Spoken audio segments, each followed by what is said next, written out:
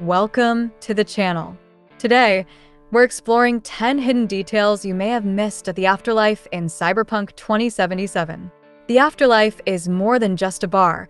It's a legendary mercenary hub with layers of history, secrets, and hidden connections. So buckle up and let's dive deep into Night City's most notorious hotspot. The Afterlife is known for letting in only the best of the best. If you're a nobody, don't expect to get past the bouncer. But interestingly, it's not just elite mercs hanging around. If you keep your eyes open, you'll spot some familiar faces from Night City's gangs doing business. I've counted Valentinos, Maelstrom, and even some Arasaka operatives cutting deals or working together on gigs. It's a melting pot of high-stakes negotiations and alliances you wouldn't normally expect. As you stroll through the Afterlife, you'll notice many of the mercs are sporting heavy cyberware, but a few stand out with full metal skin. This isn't something you see often in Night City.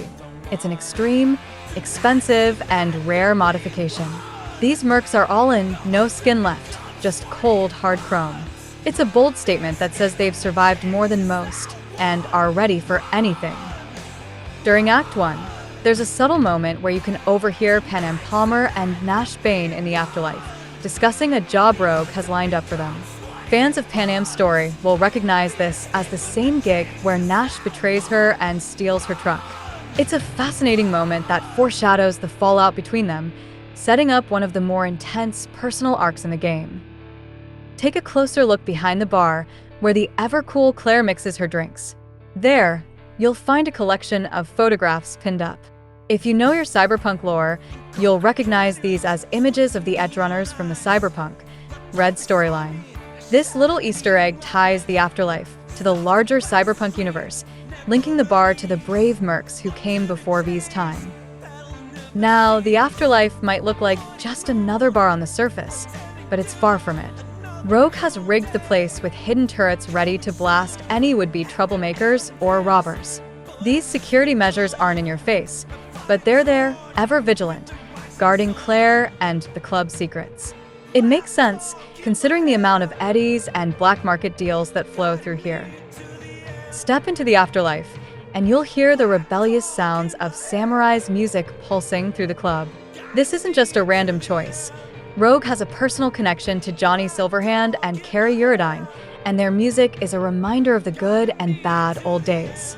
Scattered around the bar, you'll even find a few copies of Samurai's vinyl records, a small tribute to her longtime friends and their lasting impact on Night City.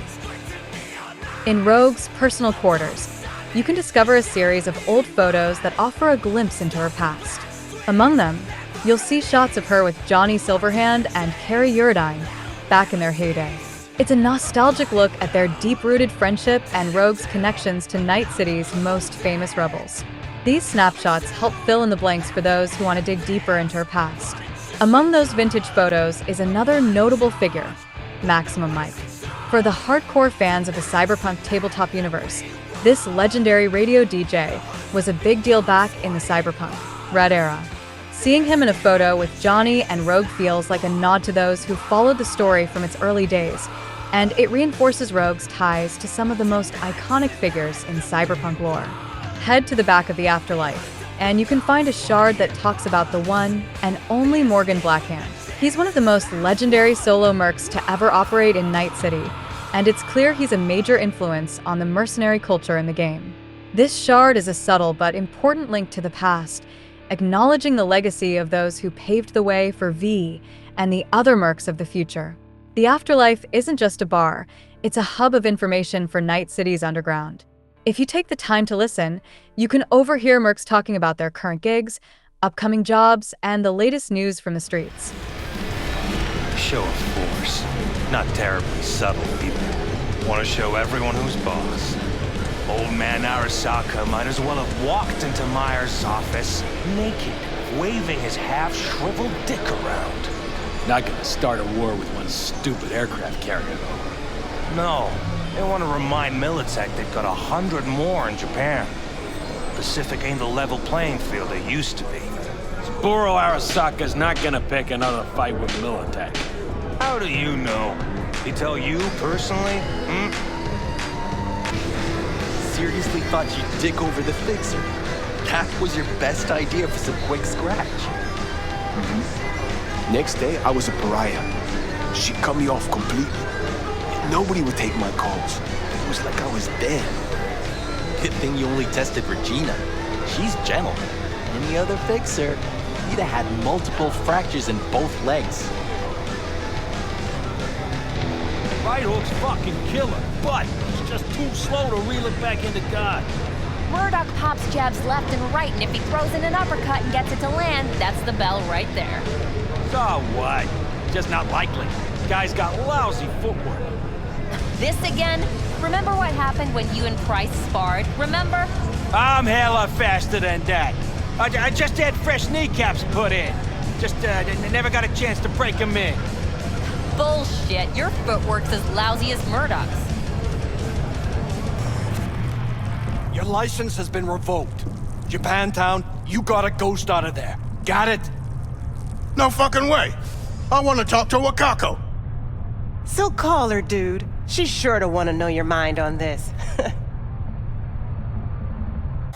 These conversations offer insight into the pulse of the city's underworld, where high-stakes deals, dangerous missions, and betrayal are just another day in the life.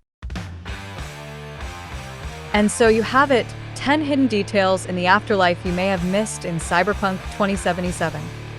For more Cyberpunk lore, be sure to like this video. Comment below who's your favorite Night City legend is, and subscribe for more preem content coming out soon. Take care, Chumba. Lost another day to pointless drudgery. Soul chipping away. Fucking Christ! Every time. Every time.